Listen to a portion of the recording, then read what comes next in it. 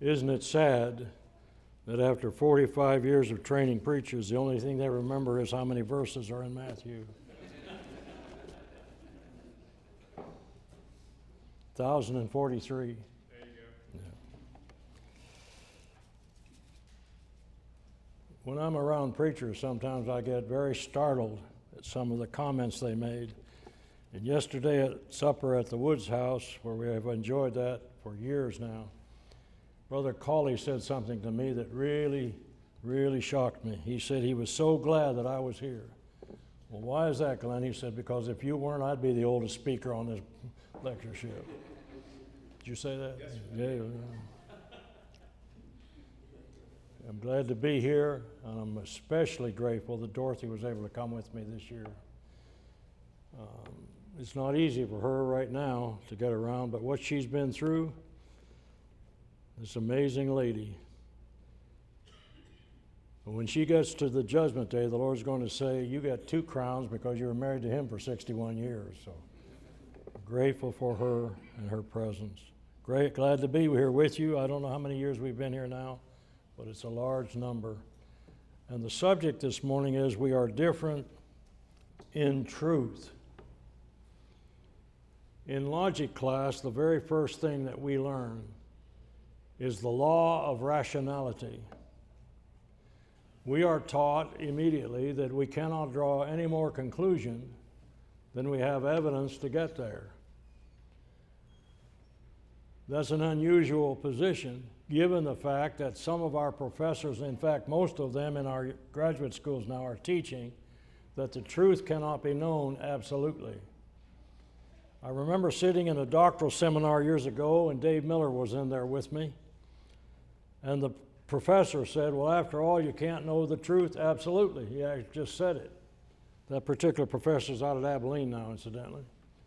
And Dave said to me, Keith, we don't need to be in this seminar. I said, why is that, Dave? He said, we're studying under a man that doesn't know anything. When you say you can't know the truth absolutely, then what are you saying? I don't know anything.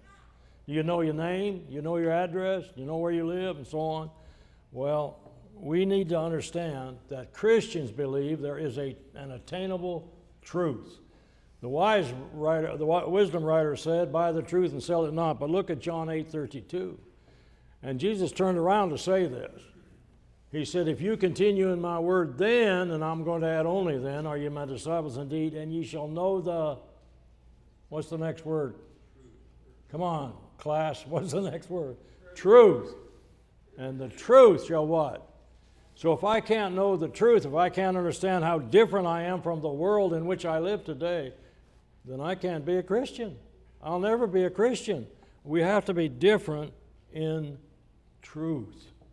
We can attain it. We can understand it. We can know it. We must never indicate to anyone that we cannot understand the Bible alike. And if we can't know the truth, then we can't understand. If we can't understand the Bible alike. I was at a seminar of Schools of Preaching back in 1979, and Wendell Winkler was sitting next to me this particular day, and this teacher in one of our preacher training schools made that statement.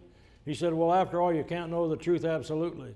And I remember Brother Winkler standing up and saying, sir, we can never say to anyone that we can't understand the truth, can't understand the Bible alike. That is absolutely the case. And in the country in which you and I now live, relativeness is the teaching of the day. Everything's relative. It's your truth, my truth. Let me say something to you Sunday school teachers. In your classroom today in Sunday school, if you have a student that's in a public high school in most places, I don't know about here, but in most places, he's taught there's his truth and your truth. And this student can sit in our Sunday school classes now and listen to us teach, shake his head yes, and never agree with a thing we said as far as applying it to him. He's agreeing that that's your truth, but it may not be his. We have to cut through that now, and we have to be different in finding the truth. I want to use an issue in our country as an illustration of what truth is this morning, and I'm going to talk about an ethical issue, because when I'm talking about ethics, I'm talking about truth. And in this particular case, I want to talk about a life and death issue called abortion. When the Supreme Court shot down Roe versus Wade here just recently. A representative from New York State said in public, watch what she said, "This will endanger women's health." Now, by what facts did she draw that conclusion? I said the law of rationality says that you must have enough evidence to draw that conclusion. What evidence does she have that the legal issue of Roe versus Wade had anything to do with women's health? Now, notice what people do in this society now. Instead of getting the facts of the case, they jump right into the emotional issue. And that's all people understand anymore, is the emotion of it. This has nothing to do with women's health. Why did they shoot down Roe versus Wade? Had nothing to do with abortion either. It had to do with the fact that this was a legal issue. The Constitution of the United States says nothing about abortion. There's not a line in there about it. They made this decision in 1973 based on a line that says we have the right to privacy. And they decided that meant that a woman had the right to privacy, a right to her own body, and therefore she had control over whatever her body was doing. That's the legal issue. This Supreme Court said that's not an issue. That should have been a state's issue because the Constitution demands those kind of issues go to the states. And that's where this court finally decided to turn it over to the states. But it's not about abortion, brothers and sisters. There's still going to be abortion in this country, in some states especially. And so my question is, if this is an illustration of what truth is, how pressing is this issue? 63 million babies have been murdered since 1973 in this country. What did you say, Keith? I said 63 million babies have been murdered. Let me see if I can prove that. Let me see if I can show you the truth on that. Is it ever right to terminate life in the womb? Proverbs 23:23 again. Buy the truth and sell it not. When we think about this ethical issue of abortion, there are three basic positions people take. Either that in the womb is fully human, or potentially human, or subhuman. There are no other positions. And if you believe that the baby in the womb, and it is a baby, is fully human, it's never right to abort it. If you believe it's potentially human, it's sometimes right to abort it. I'm just going to ignore that issue and go to those who believe that that in the womb is subhuman. And any time she has the idea that it's subhuman, that's when she takes the position she has the right to privacy, she has dominion over that in her womb. The mother's rights supersede the right of the baby in the womb. The Supreme Court said in Doe versus Bolton and then in Roe versus Wade in 1973 that the right to privacy overrules states' interests in these matters. In 1989, a decision Brother Wade called the Webster decision, incidentally, decided that to allow states more regulation, but the states were not allowed at that time to stop abortion at all. And then in the year 2000, it was finally the case that partial birth abortion was prohibited by the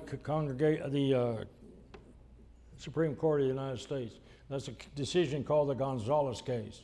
So we've had two steps toward this recent decision, one in which they were limiting certain types of abortion and then prohibiting partial birth abortions.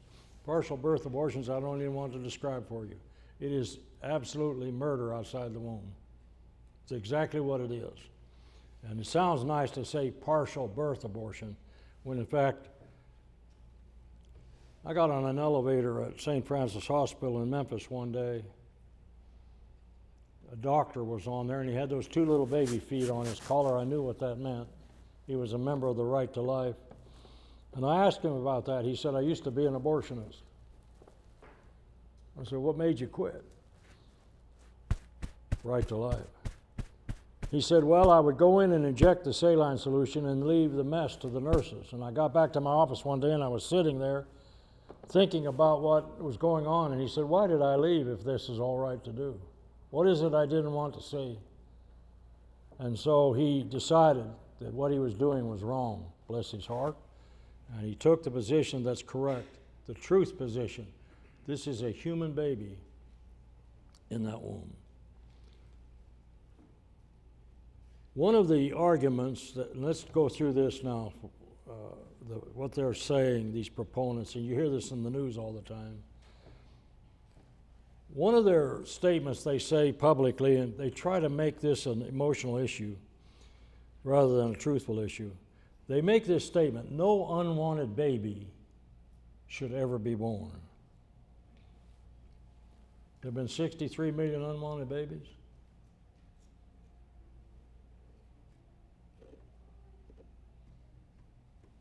Does that sound like convenience to you folks?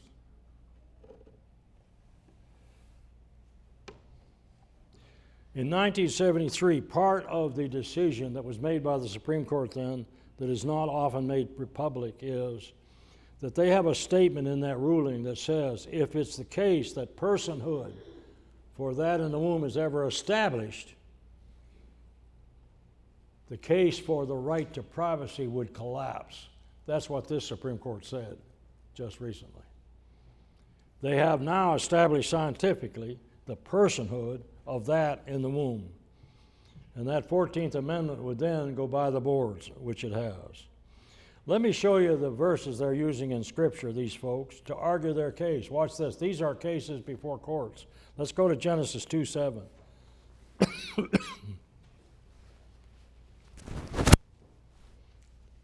God made man of the dust of the ground and breathed into his nostrils the breath of life, and man became a living soul. They say that until you can breathe, you're not human. That verse says it. That there was no human there until he could breathe. They go to Isaiah 57:16 to follow this. And they argue, well, God said he made the souls, but that doesn't happen until you can breathe. And so if you can't breathe air, you're not human. If you look at Matthew 26:24, they argue from that verse that said about that man, better for that man he would never be born, that you're not a man until you're born. That's their argument from Matthew 26:24. In Job's account, if you'll open to Job 34 for a moment, Job said, if he set his heart upon man, if he gather unto himself his spirit and his breath, all flesh shall perish together, and man shall turn again unto dust. Again, proving, they say, that until the infant can breathe, it's not totally human. Oh, you're going to call it, and see here, this guy's making me drink. It's his, not mine.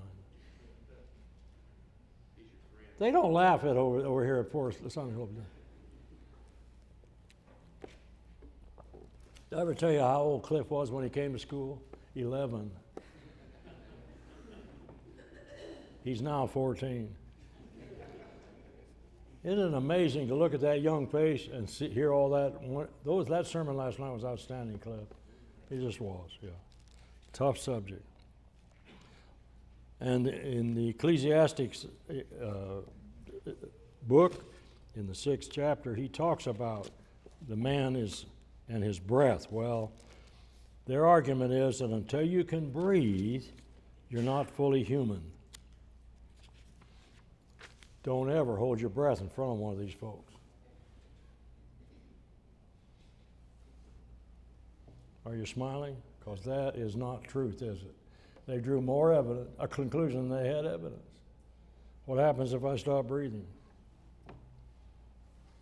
When you're sleeping at night, somebody asked me several times today, did you sleep well last night? I said, I don't know. I wasn't awake to find out. I wasn't conscious. Were you?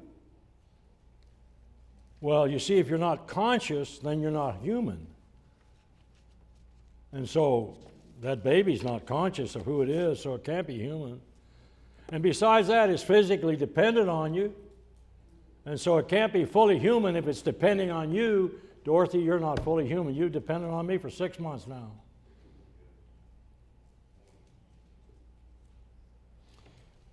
When the egg moves, inside the mother and implants itself, that takes 1 week.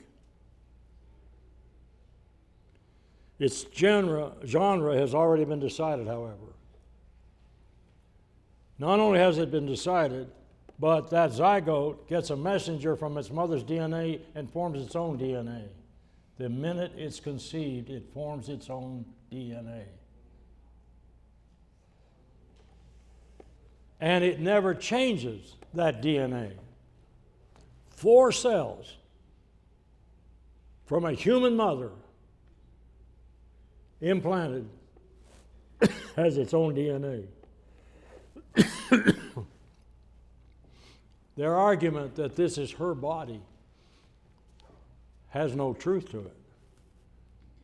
If this is a boy in mama's body, is this an extension of her? That's a boy, not a woman.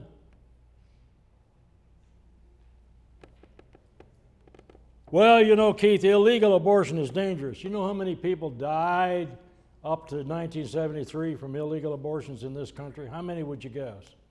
You're going to be surprised, 45. And yet one of their arguments all the time is, well, this is dangerous. Well, any operation is dangerous. Dorothy just went through one and they caused her to be infected. I guess we should stop all those operations from now on. Don't have any more of those. All of these are emotional issues, not truth issues. Well, the child might be abused. Well, it might be. Might be deformed. Well, it might be. Well, what if the mother's raped? And besides that, Keith, you can't know when life begins. Yes, I can. Would everybody open to James 2:26, please?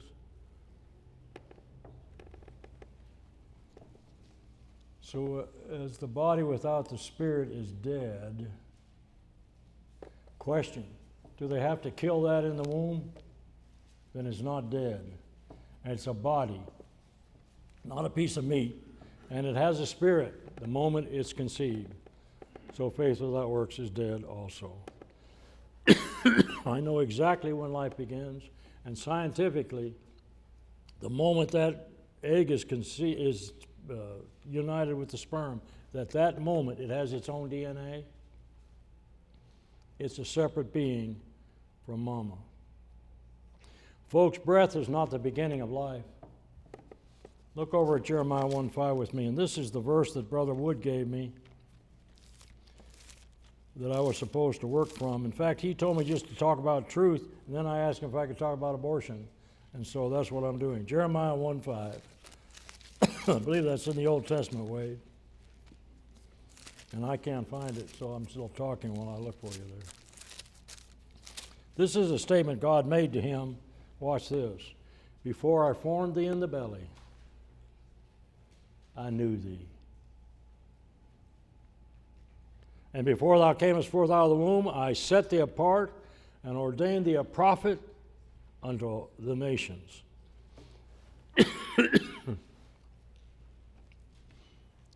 Let's read that again. Before I formed thee in the belly, I knew thee. What a God we serve. Isn't that amazing? That before I was ever formed, he knew what I was already. He knew what I was going to be. He knew me. Notice he says, I knew you, Jeremiah. Not a piece of meat, not some throwaway thing. I knew you before you ever were conceived.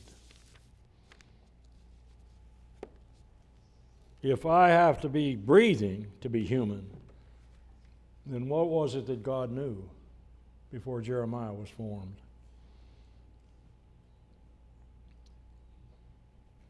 If I have to be conscious of myself to be human, according to their argument, what is happening when I'm sleeping?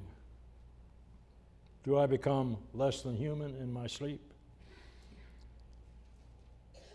The embryo, brothers and sisters, is not an extension of the mom. It has its own sex, its own brain waves, its own blood type, even differing from its mom's. It has its own fingerprints, and I've already said this 3 times, and its own DNA. If you implanted in a African American mother's womb a white ovum, that baby would be born white. And you can turn that the other way around. That baby's not an extension of the mama, it's a different being altogether. And incidentally, legalized abortion does not save lives. They've lost more lives in those clinics than they ever did up till 1973.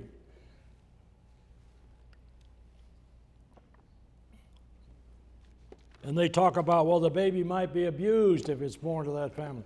What is a greater abuse than murdering the baby? In our society today, 1 in 10,000 births has trouble medically.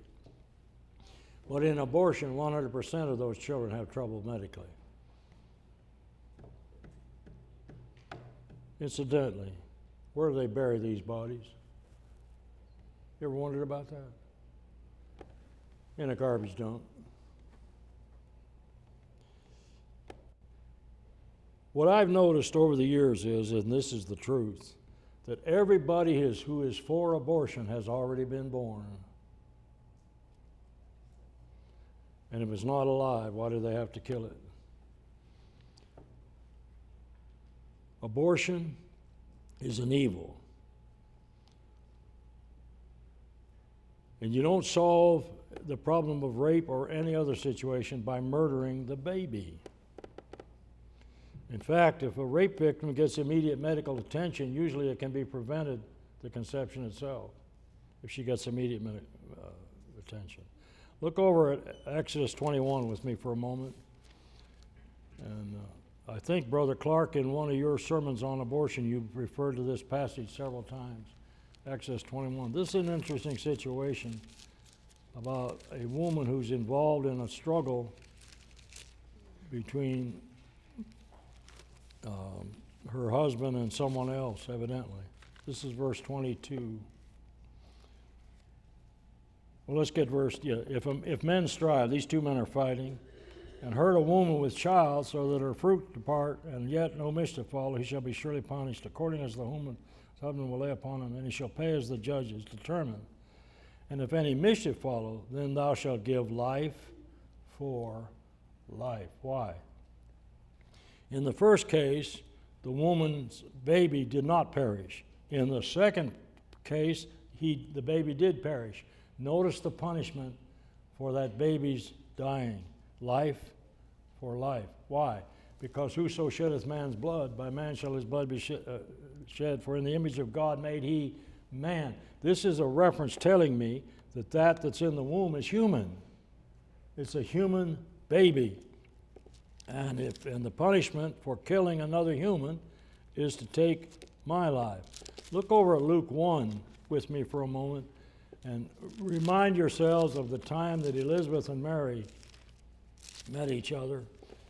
And here in verse 26, and in the 6th month, the angel Gabriel sent God unto the city to a virgin espoused to a man whose name was Joseph of the house of David, and the virgin's name was Mary. Now watch what happens when she sees her cousin Elizabeth. And of course, Jesus' cousin, John the Baptizer, is being carried by Elizabeth. Look at verse 41. And it came to pass that when Elizabeth heard the salutation of Mary, the baby, that word is used constantly for a baby, leaped in her womb, and Elizabeth was filled with the Holy Spirit. And she spake out with a loud voice and said, Blessed art thou among women, and so on. Well, I'm not on the subject, but to be filled with the Spirit is a reference to inspiration, not indwelling. And then in chapter 2, verse 12, we're told the following. And this shall be a sign unto you, you shall find the baby, same word used in Luke 1. Now it's born. When it was in the womb, it was a baby. When it's born, it's a baby. And this baby's wrapped in clothes, swaddling clothes, lying in a feed box. Same word, baby there, baby in the feed box. That baby was formed by God, Psalm 139. 13. That baby, if it's injured, requires a punishment for the one that injured it. You know, it's interesting in this country when you talk about truth and drawing more conclusion than you have evidence. In this country, if you shoot a woman who's expecting a baby, you're charged with 2 murders. And yet, you're not allowed to kill the baby in the womb and not injure the mother? What's the difference? There's no truth here, and that's the problem. Science tells us, and so does the Bible, and this is the truth, that my gender is determined at conception. Did you ever think you'd live in a country where children are told they can guess what they are from now on? I've decided I'll be a giraffe. Always be first at the table. How stupid are we going to get in this country? Well, that's another subject, about how stupid we're going to get. God knew Jeremiah. Remember that, before Jeremiah was ever born. A fertilized human ovum is 100% human. All the DNA is present, as is the sex. And no new DNA is ever added to that original plan. In 1981, there was a congressional convention. It was held by the Senate Judiciary Committee, and it was a subcommittee, actually, of the Judiciary Committee. And they gathered scientists from around the world, and the question before them was, when is that baby human? This is 1981. Their conclusion from every scientist was, at the moment of conception, all the DNA is present that it ever is going to have. That is scientific evidence before the Senate Judiciary Committee. If you need to look at that bill, it's S-158. It's the 9th Congressional meeting, 9th Congress. 97th Congress, first session, 1981. Those scientists all said from around the world that it has all the DNA it's ever going to have when it's conceived. Let me ask us a question. Does a human embryo have human parents? The truth is, every seed reproduces after its kind. Is that correct? Did the Bible tell us that? God said it himself through Moses, that every seed reproduces. I want to know what human parents produce. Is it human? And I have another question. Does human life ever stop and start and stop and start? It would have to, given the abortionist position. How many of you know what the science of fetology is? F-E-T-O-L-O-G-Y. This is a test now. It's your first question. Do you know what it is? Do you know? Yes, sir. This is a medical field in which they operate on the baby in the womb. On the what? In the where? They can go in the womb now and maybe that baby's got a problem and they correct it surgically. That's fetology. Now, can they not put the truth together? If you're operating on, oh, maybe that's the mom we're... Am I a little confused here, or did I miss something? What kind of a conclusion should I draw from the fact that they can operate on that baby in the womb? What's my conclusion? What evidence do I have for what that is? What's the truth here? My grandson was in the natal unit at Regional Medical in Memphis for the first 4.5 months of his life, and that's all he lived, was 4.5 months. They brought babies in there of all different, with all different medical problems. And one day they came in with a little African American girl who was born at 20 weeks to a drug addicted mom who had nothing, who didn't want to have anything to do with the baby. The grandmother sat there with that baby for the about 3 months we were with her. That baby survived. The grandmother eventually took that little girl home. I'd like to see her today. She'd be all grown up and probably a mom herself. 20 weeks old. Those are the babies they're killing in the wombs. That's the truth. I saw that little baby with my own eyes. But let me tell you where we're going with this, folks. Brother Clark, have you passed your 60th birthday? Well, 10 more years, you're redundant. You need to get out of the way. Yeah, they really been after me because I'm passing your birthday already. And I'm getting to be dependent on society. And so it's time for Keith to get out of the way. We actually had a president of the United States say that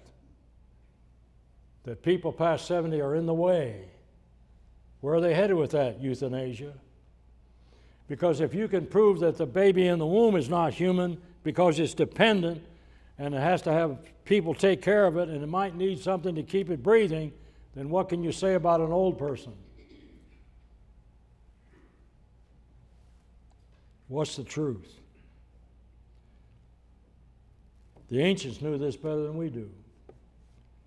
In the ancient code of Hammurabi, that's 1,800 years before Christ ever came, anti-abortion law. It's human. The law of Moses, 16th century BC, anti-abortion. The Assyrians, a wicked group of Chaldeans, but in the 12th century BC, they had laws against abortion. The great Greek physician Hippocrates in the 5th century, anti-abortion. It's the Stoics, 1st century BC, anti-abortion. Augustine and on up to the English common law, anti-abortion. What happened? 1973 in America. In America.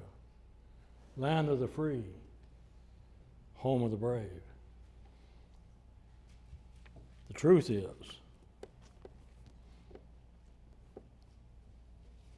that every nation that forgets God is turned into the pit. I'm ashamed of Keith. I used to be a member of Tennessee Right to Life. I haven't said much about this subject in recent years. I sort of let it go. I should have spoken up more. I should have said something more about what they're doing to our families and the truth. And the truth is, God knows us before we're ever conceived. We are human beings from the moment of conception, and how anyone could murder that baby, I don't know. If you're troubled by this kind of a subject,